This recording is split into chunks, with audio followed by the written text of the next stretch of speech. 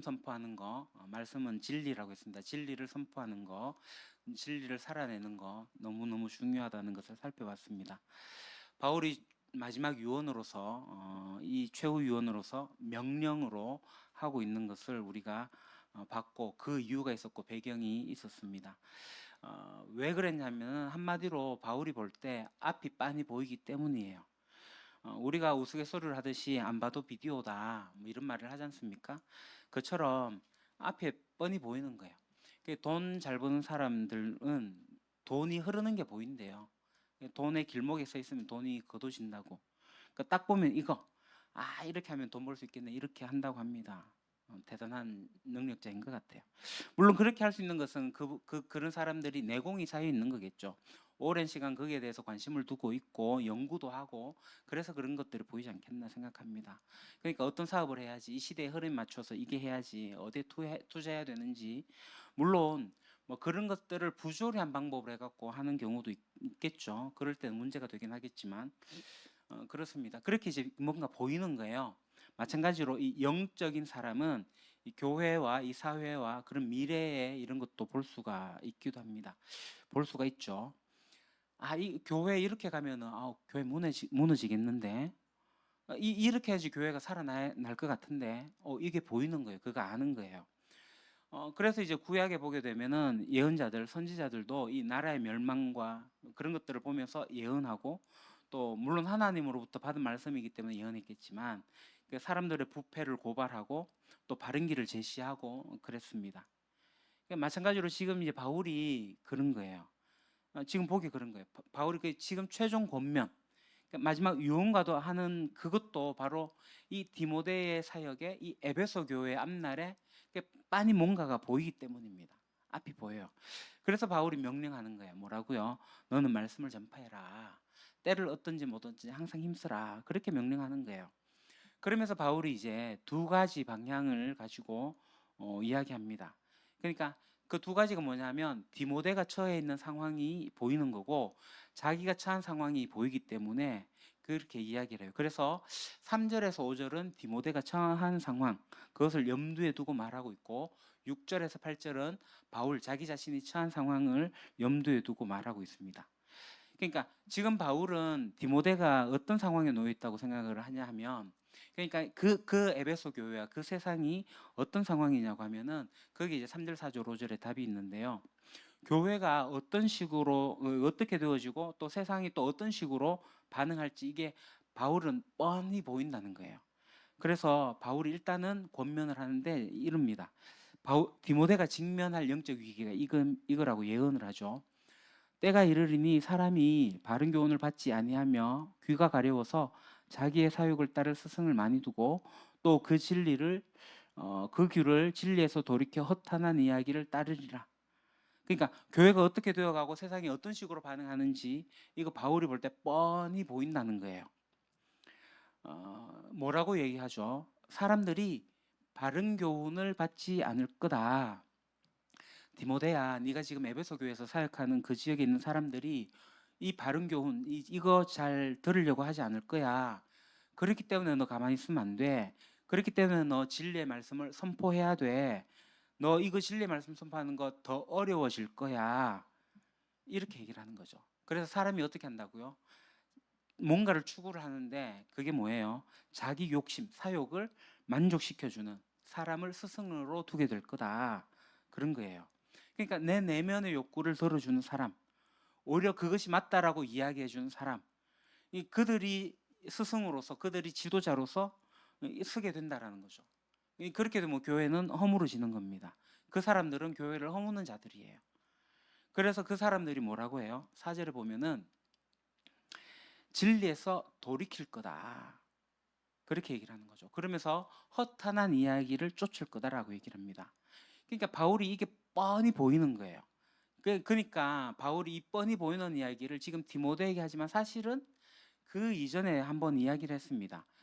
디모데 말고 그 에베소 교회 장로들을 불러와가지고 헤어졌다가 다시 만나가지고 그때 뭐라고 얘기했어요?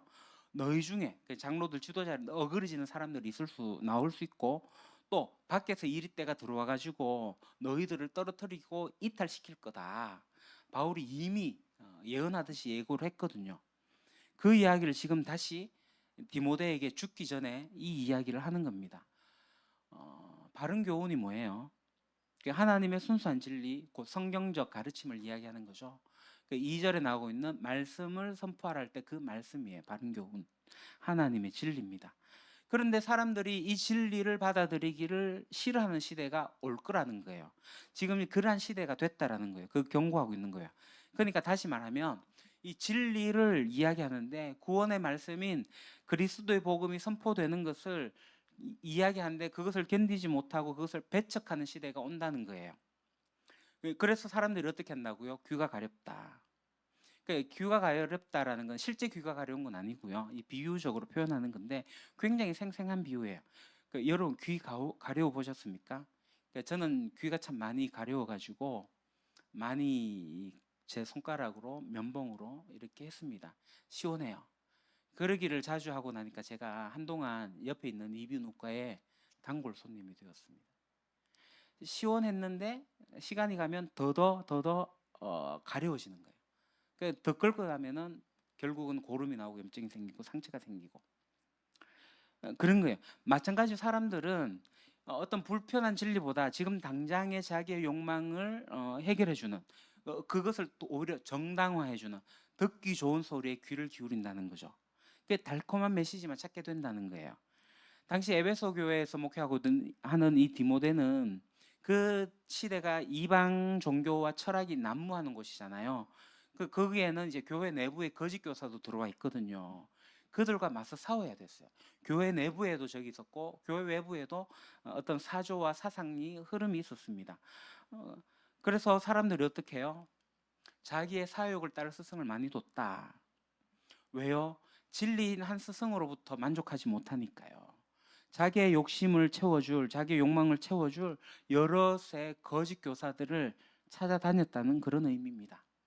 비단 이게 에베소 교회만 그럴까요? 2000년 전의 말씀일까요? 오늘 우리가 살고 있는 시대 역시 다르지 않습니다. 정말 정보의 홍수 속에서 많은 사람들은 진리보다는 오히려 자극적이고 흥미로운 이야기에 쉽게 현혹이 됩니다. 우리가 말하는 어떤 절대적 진리보다는 상대주의가, 회개와 거룩함보다는 번영과 축복을 추구하는 메시지가 더 인기를 끌고 있습니다. 지난주에 말씀드린 것처럼 한국 교회는 번영 신학과 구원주의 신학이 교회에 판을 치고 있습니다. 이것만 아니에요. 또 한국 교회에 어떤 흐름들이 이미 생겨났지 않습니까? 제가 보기에는 한국 교회는 이제 양쪽 극단의 방향에서 계속 어려움을 당할 처지가 눈에 보입니다. 제 눈에도 보여요. 사람들은 요즘 이 진리의 말씀을 깊이 고민하고 전하고 하는 것들을 외면합니다. 그냥 내가 구원받았으니 거기에 충족되어져 가지고 그것에 만족하고 거기에만 관심을 가져요. 아니면 이제 교회는 내팽개 쳐주고 사회에 나갔고 세상의 정의만을 외치고 하는 그런 흐름들이 이 한국 교회 내에서 계속 일어나게 될 것 같습니다. 그래서 어떤 사람이 이런 말을 했어요. 하나님 나라와 복음이 이혼했다. 여기서 말하는 하나님 나라는 복음을 빼뜨리고 사회에 나가서 사회 운동하고 사회 정의를 외치는 그런 것들을 이야기하는 겁니다. 현장성만 강조하죠. 또 여기에서의 복음 뭐예요? 개인주의 구원, 나 구원받았네. 십자가 구원, 나 죽어서 천당 가. 그것만을 추구하고 있는, 그래서 교회 내에서만의 영성만을 찾고 있는 그것을 이야기하는 겁니다. 근데 이 하나님 나라와 이 복음이 맞물려서 같이 가야 돼요. 근데 이게 맞물려 같이 가지 않고 이혼했다라는 겁니다. 그러면서 양극단으로 흘러가는 거예요. 하나님 나라와 복음은 통합되어져야 됩니다. 하나님 나라와 복음은 수레바퀴와 같은 거예요. 같은 크기로 같이 돌아가야 됩니다. 한쪽이 크거나 한쪽이 작으면요 계속 제자리 걸음밖에 못하는 거죠. 비유를 하게 된다면 하나님 나라는요 인간의 몸의 척추와 같은 거고요. 복음은 심장과도 같은 겁니다. 척추는 운동을 할 수 있도록 움직여주는 거고 심장은 살아있도록 하는 거죠. 그러니까 하나님 나라가 없고 복음만 있으면요 척추가 못 움직이면 그냥 누워있는 상태로 살아있기만 합니다. 복음은 심장이니까요. 가만히 누워있어야만 돼요. 척추가 없으니까. 근데 하나님 나라만 있고 복음이 없으면 어떻게 돼요? 생명이 없이 그냥 움직이는 거죠. 이것도 있을 수 없는 일입니다. 뭐 굳이 하나님 나라와 복음 중에 하나를 택하라 한다면 저는 복음을 택하겠습니다. 생명이 있는 게 중요하니까요. 그러나 하나님 나라가 매우 중요합니다. 복음이 매우 중요합니다. 그래서 하나님 나라와 복음은 뗄래야 뗄 수 없는 관계입니다. 그래서 우리가 하나님 나라 복음을 이야기하는 거예요. 같이 가는 겁니다. 통합되어야 됩니다. 그래서 우리가 이 진리의 말씀, 하나님 나라와 복음을 이 세상 가운데 내가 먼저 누리고 전수한 일들이 필요한 거죠. 이 진리의 말씀을 전하는 것 붙들어야 됩니다. 그러니까 이러한 절망적인 상황이잖아요. 디모데가 처해 있는 상황. 사람들이 진리에서 돌이켜가지고 이 헛한 이야기에 따르고 있는 그런 상황이에요. 그러면서 5절에 바울이 그러니까 디모데야 너 이렇게 해야 돼 하고 당부를 합니다. 그러나 너는 모든 일에 신중하며 고난을 받으며 전도자의 일을 하며 내 직무를 다하라. 요게 이제 그러나 얼마나 반가운 그러나가 나온지 모르겠습니다. 얼마나 중요한지요. 세상이 아무리 어둡고 사람들이 이 진리를 거부하고 허탄한 이야기에 따른다 할지라도 하나님의 사람은 흔들리지 않고 자신의 사명을 감당해야 된다 라고 하는 그 얘기예요. 그러나 그러면서 이제 하는 첫 번째 당부가 뭐예요? 모든 일에 신중하라는 겁니다. 이 신중하다. 우리 개역 한글에 보게 되면 근신하다로 나와 있어요. 모든 일에 근신하며. 그러니까 제가 영어 성경을 보니까 keep your head 나옵니다. 그러니까 침착하게 행동해라. 그러니까 냉정, 평정심을 유지해라 그런 의미예요.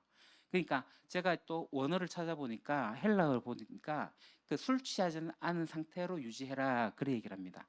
그러니까 이게 뭔 얘기냐면 분별력 있게 이 판단력을 흐릿하게 하지 말고 분별력 있게 영적으로 무감각해지지 않게 그렇게 해라. 그런 얘기입니다. 그러니까 오늘 시대가 영적 전쟁이 치열하잖아요. 그러한 시대일수록 우리가 어떻게 해야 돼요? 더욱 깨어 있어 가지고 기도하면서 분별해야 된다는 거예요. 근신해야 된다는 거예요. 신중해야 된다는 겁니다. 그래서 바울이 디모데에게 모든 일에 신중해라 그렇게 얘기를 하고 있습니다. 오늘 우리들의 삶의 자리에 우리가 얼마만큼 신중합니까? 이 세상의 흐름 속에서 우리가 어떤 분별력을 가지고 어떻게 신중하게 처신하고 있습니까? 그 얘기예요. 하나님의 나라의 복음이 중요한데 이게 중요하지 않고 정치 이데올로기에 휩쓸려 가지고 저쪽으로 흘러가기도 하고 저쪽으로 흘러가기도 하고 아니에요. 신중하시려면요 진리 가운데 와야죠. 진리 가운데 저쪽도 품을 수 있어야 되고 이쪽도 품을 수 있어야 돼요. 배척하는 게 아니라니까요. 갈등하는 게 아니라니까요. 하나님 나라 복음은요 통합하는 겁니다. 이 극단에 있는 사람들을 화해시키는 게 하나님 나라 복음이에요. 진리예요 그게. 근데 교회가 자꾸 편 가르게 하고 갈등을 조장하고 한국 교회를 자꾸 갈라놓기만 하고 우리 교회는 모든 일에 신중합시다. 영적으로 분별해가지고 정말 근신해가지고 평정심을 유지하면서 하나님의 진리 가운데 바로 섭시다. 이게 디모데에게 하는 첫 번째 권면이에요. 자, 우리에게도 주시는 동일한 말씀이고요. 두 번째 이제 고난을 받으며 그러니까 진리를 전하기 때문에 고난을 받게 돼요. 그러니까 진리를 전하게 되면 세상에서 우리를 환영하지 않습니다. 오히려 핍박을 하게 되고 또 우리는 그것에 대해서 고난을 받을 각오도 해야 됩니다. 바울이 이 고난 받는 것에 대해 가지고 1장 8절과 2장 3절에도 이미 이야기를 하고 있어요. 그 바울은 이 거짓 교사와 참 교사를 구별하는 특징이 뭐냐 하면 고난을 받느냐 받지 않느냐. 고난 받으면 참 교사, 고난 받지 않으면 거짓 교사. 이렇게 인식하고 있는 것 같아요. 그러니까 여기서 고난 받는다는 것은 뭔 얘기냐면은 우리가 이제 수련회 기간에 제가 어제 말씀을 드리긴 했지만 그 이제 입간판 같은 거 이제 이거 플랜카드를 들고 나가가지고 천당 지옥을 이야기하게 될 때 세상이 이야기하는 것을 우리가 다 봤습니다. 온갖 욕설이 나오는데 그 고난 아니에요. 그걸 고난으로 착각하시면 안 됩니다. 바울이 이야기하는 그 고난을 이야기하는 게 아니고 이 고난 받는다는 것은 복음을 선포하는 일 가운데 그 일이 생기는 거고 또 교회에서도 말씀을 선포하게 될 때 그러니까 진리 가운데 살아가게 될 때에 교회 내에서도 힘들고 어려운 일이 있다는 거예요. 그거 견뎌내란 얘기입니다. 여러분 우리도 교회 생활하면서 마냥 행복하고 마냥 기쁘고 모든 것에 다 좋지 않잖아요. 힘들잖아요. 어떻게 해요? 견뎌내라는 거예요. 그 고난이 있다는 거예요. 용납하고 용서하고 사랑해라는 거예요. 참고 힘들고 어려운 일을 잘 견뎌라는 겁니다. 세 번째, 전도인의 일을 하며 전도자의 일을 하는 거. 어떤 상황에도 이제 복음을 선포하는 이게 복음을 전하는 본질적인 이 사명 잊지 말라는 거고요. 네 번째, 직무를 다해라. 이 직무가 이제 디아코니아입니다. 이 봉사라는 뜻이에요. 집사의 그 어원이 되기도 하는데, 그러니까 그리스도의 몸된 교회를 잘 세우기 위해 가지고 교육이나 신방이나 사람들을 섬기는 일이나 하는 모든 일들을 봉사라고 합니다. 그러니까 우리가 봉사하면은 뭐 식당 봉사, 설거지하고 밥 준비하고 교회 청소하고 이런 것만 봉사로 생각하는데 그게 봉사가 아니라 누군가가 누군가를 이끌어내는 것도 봉사예요. 입금이 하는 거 봉사고요. 누구를 찾아가 신방하고 위로하고 격려하는 것도 봉사고요. 누군가를 가르치는 이 모든 것들이 봉사. 그러니까 사실 봉사라는 단어가 우리가 좀 왜곡되어져 있는데 섬김이 오히려 더 적절한 단어가 아닌가. 디아코니아는 그렇습니다. 그러한 섬김의 직무를 다하라. 그래 바울이 이제 하나님께서 맡기신 이 사명을 잘 감당해라고 이야기하는 겁니다. 바울이 디모데에게 권면하는 거예요. 자, 그렇게 바울이 처한 상황에서 바울이 디모데에게 권면을 했고요. 디모데가 처한 상황에서 바울이 권면했고, 그러면서 이제 자기의 상황에 대해서 이야기를 합니다. 6절에서 8절 이제 바울이 처한 상황인데요. 어떤 상황이냐? 네, 자기의 상황을 이렇게 고백해요. 전제와 같이 내가 벌써 부어지고 나의 떠날 시각이 가까웠도다. 그러니까 여기 이제 전제라는 단어가 나오는데 이 전제가 뭐냐 하면 구약 시대에 제사를 하나님께 제사를 지내잖아요. 그게 이제 희생 제물을 갖다 놓는다고요. 그 희생 제물에 이제 포도주를 부어요. 그게 포도주를 전제라고 하는 겁니다. 그러니까 민수기 15장에 보게 되면은 이 전제에 대한 이야기가 나오는데 희생 제사에 대한 이야기 나와요. 이제 달라요. 그러니까 어린 양의 제물에는 포도주 4분의 1, 그러니까 4분의 1 흰. 그러니까 흰은 3.5리터쯤 됩니다. 3.75리터라고 하기도 하고요. 우리가 2리터 생수 2개쯤 생각하시면 될 것 같습니다. 그러니까 어린 양에는 4분의 1 흰이니까 한 1리터쯤 붓게 되고 순양을 드리게 되면 3분의 1흰 정도 돼요. 뭐 1.2리터 정도 붓게 되고 수송아지의 경우에 2분의 1 흰, 그러니까 한 1.75리터, 한 2리터 가까이 붓게 되는 그런 포도주입니다. 그러니까 이게 포도주를 다 부었다. 그러니까 이 표현이 뭐냐면은 바울이 자기가 이제 죽게 되잖아요. 이제 죽음을 어떻게 생각하냐면 희생 제사의 마지막 의식으로 생각하고 있는 거예요. 그러니까 나 이제 죽는데 내게 남은 마지막 피 한 방울까지 하나님의 제단에 다 쏟아붓겠다. 결연한 순교 의지를 표현하고 있는 거라고 할 수 있죠. 전제와 같이 내가 다 부어지고 있다. 다 부어지고. 여하튼 바울은 자기의 생명 전체를 하나님께 기꺼이 드리는 그런 완전한 헌신과 희생으로 자기 표현한 겁니다. 나 이제 죽는다 이 얘기죠. 근데 이 죽음을 앞두고 바울이 표현을 하는데 놀라운 게 이 죽음을 두려워하거나 이 두려움에 대해 죽음에 대해서 절망하지 않습니다. 오히려 나의 떠날 시각이라고 표현을 해요. 이게 떠날 시각이라고 표현을 하면서 마치 바울이 고향에 돌아가는 것처럼 이 죽음을 평안하게 받아들이고 있습니다. 요거를 헬라어로 보게 되면 호카이로스테스 아날류세우스라고 합니다. 아날류세우스의 뜻이 뭐냐면 느슨하게 만들다 풀어놓다라는 뜻인데요. 이게 이제 어디에 쓰이냐면은 선원이 바다에 이제 배를 출항시키기 위해 가지고 정박해 두었던 이 배줄을 푸는 거, 그러니까 배가 떠날 수 있도록 하게 하는 거, 그겁니다. 풀어놓는 거죠. 또는 여행자가 여행을 하다가 새로운 행성지로 가기 위해 가지고 자기가 귀가하던 이 텐트를 걷는 내용, 그런 내용이 그겁니다. 그러니까 다시 말하면은 바울이 지금 자기의 죽음을 두고 이야기를 하는데 배가 새로운 항해를 시작하는 것처럼 또 여행자가 새로운 여행지로 떠나는 것처럼 그렇게 표현하고 있는 거예요. 그러니까 바울에게 있어서 죽음은 뭐예요? 끝이 아니라 새로운 여행의 출발인 겁니다. 그래서 이 떠날 시각이 너무나도 반가운 거예요. 기대가 되는 거예요. 그 시각이 지금 가까웠도다. 나의 죽음이 가까웠다. 그렇게 바울의 상황을 바울이 이야기하면서 7절에서 이렇게 얘기를 하죠.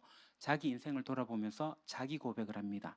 나는 선한 싸움을 싸우고 나의 달려갈 길을 마치고 믿음을 지켰으니 첫 번째 선한 싸움을 싸웠다라는 거예요.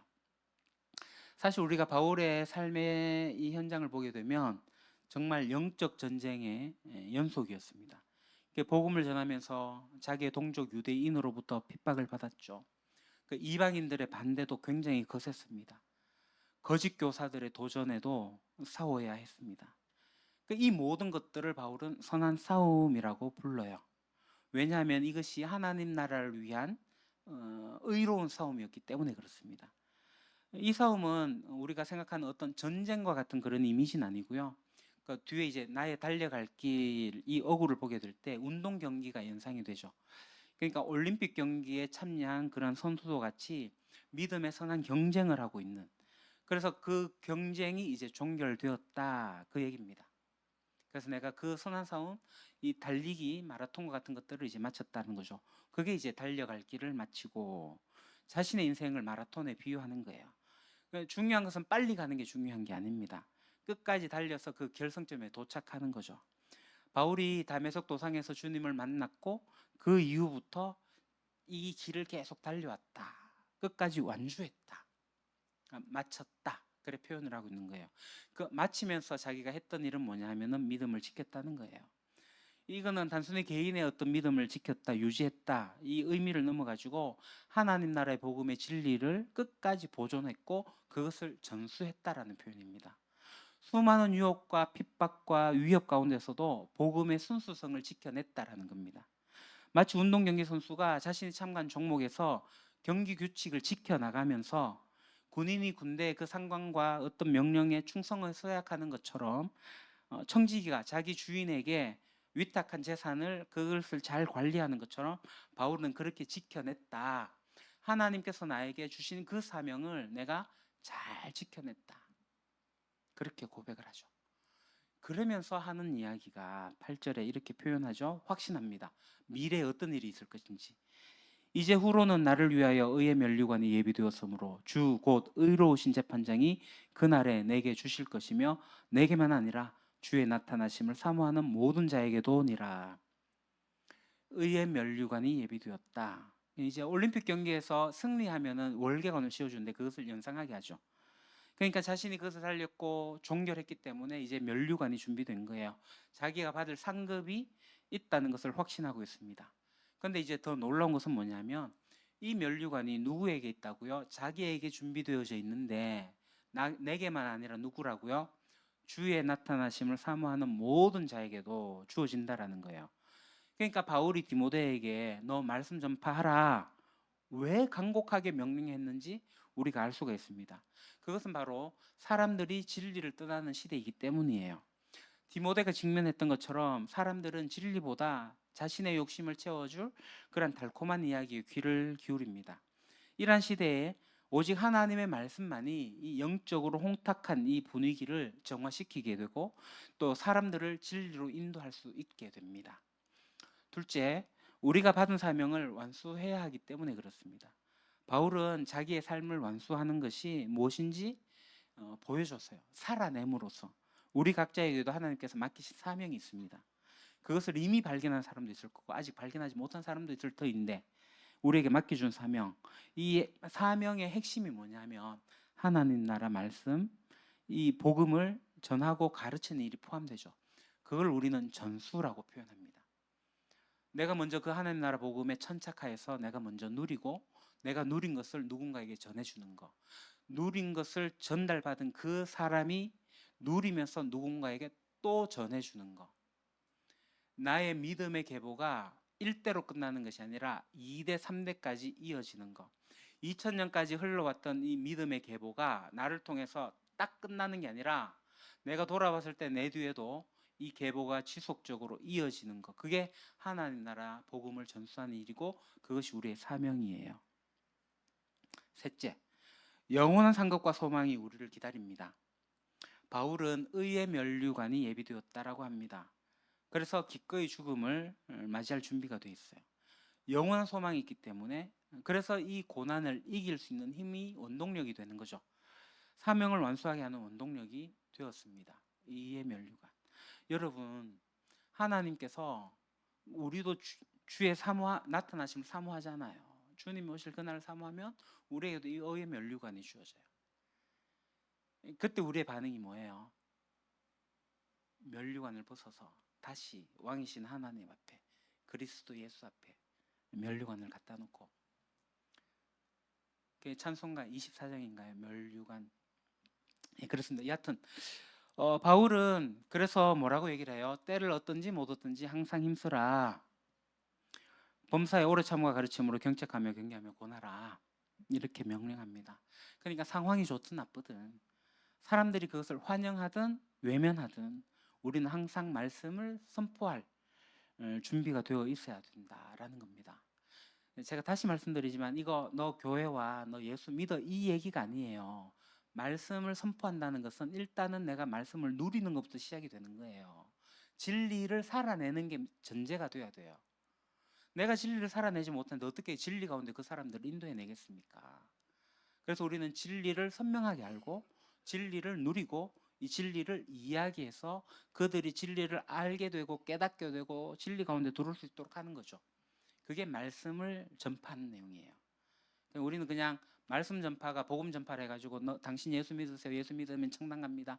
이게 복음 전파, 말씀 전파라고 인식을 했는데 그게 아니라는 것을 우리가 좀 정확하게 이해를 하시면 좋겠습니다. 그렇기 때문에 우리가 이 말씀을 전파하는데 태도가 굉장히 중요하죠. 단순히 비난하거나 정죄하는 거 아니에요. 예수 천당 불신지옥 팻말 들고 나간 것은 그 사람들을 정죄하는 것과 똑같은 거예요. 그렇게 하면 안 됩니다. 어떻게 해야 돼요? 오래 참음으로, 가르침으로, 잘못된 거 깨닫게 해주고 그렇게 바른 길로 인도하면서 권면해야 되는 거죠. 이것이 세상에 나가서도 마찬가지지만 교회 내에서도 마찬가지입니다. 사랑하는 성도 여러분, 우리는 디모데가 처한 이 영적 현실과 바울이 보여주는 신실한 삶의 그런 모범을 통해 가지고 이 말씀을 전파하라는 그 의미를 우리가 잘 깨달았습니다. 이 명령이 2000년 전 디모데에게만 주어진 명령이 아닙니다. 오늘 살아가는 우리에게도 주어지는 거룩한 사명입니다. 그래서 우리는 이 시대에 흔들리지 말아야 되고요. 하나님의 진리를 잘 선포해야 됩니다. 각자의 삶의 자리에서 복음의 증인으로서 잘 살아가야 됩니다. 그러니까 불편한 진리일지라도 이 말씀 가운데 우리가 겸손히 받아들이고 이 말씀을 순종하는 것도 필요하겠죠. 그래서 우리가 모든 삶이 끝날 그 무렵 전제같이 부어질 그날이 오게 될 때 내가 선한 싸움을 싸우고 달려갈 길을 마치고 그래서 내가 믿음을 지켰다. 이 바울의 고백이 내 고백이 될 수 있기를 그렇게 고백할 수 있는 그날까지 하나님께서 우리에게 주신 말씀 선포, 말씀을 전파하는 사명을 충성스럽게 감당하기를 저도 축원하지만 하나님께서 바라고 원하십니다. 하나님이 세상의 모든 사람들을 돌아오기를 원하세요. 그게 하나님 마음이에요. 그들도 하나님의 자녀입니다. 잃어버린 자녀들이에요. 그 잃어버린 자녀들이 너 제자리 찾아와야 되지 않겠니? 너 그거 알아야 되지 않겠니? 이것을 지혜롭게 잘 다가가서 이야기해주고 진리 가운데로 올 수 있도록 하는 일들이 필요하겠습니다. 기도합시다. 사랑과 은혜가 풍성하신 하나님 아버지, 오늘 이 디모데후서 말씀을 통해서 이 시대를 살아가는 저에게 주님의 귀한 사명을 다시 한번 깨닫게 하시니 감사합니다. 세상의 유혹과 혼란 속에서도 흔들리지 않고 오직 주님의 진리만을 붙들게 해주십시오. 때를 어떤지 못 어떤지 저에게 맡기신 말씀 전파의 사명을 충성스럽게 감당하게 해주십시오. 의로우신 주님께서 예비하신 의의 면류관을 바라보며 끝까지 인내하며 달려갈 힘과 용기를 허락해 주십시오. 살아계신 우리 주 예수 그리스도 이름으로 기도합니다. 아멘.